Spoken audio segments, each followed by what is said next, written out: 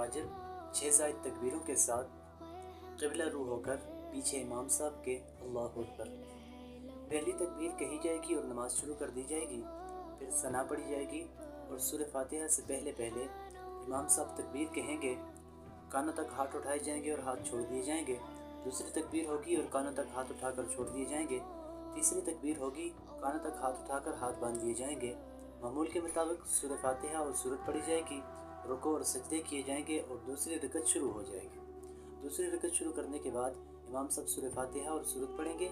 सूरत पढ़ने के बाद रुकू से पहले इमाम साहब तकबीर कहेंगे और ये तकबीर कहने के बाद इमाम साहब कानों तक हाथ उठाएंगे। कानों तक हाथ उठाकर हाथ छोड़ दिए जाएंगे। फिर कानों तक हाथ उठाकर हाथ छोड़ दिए जाएंगे दूसरी तकबीर में, और तीसरी तकबीर में भी कानों तक हाथ उठाकर हाथ छोड़ दिए जाएंगे। फिर चौथी तकबीर कही जाएगी और रुकू और सजदे किए जाएंगे और यूँ नमाज मुकम्मल कर दी जाएगी। एक बार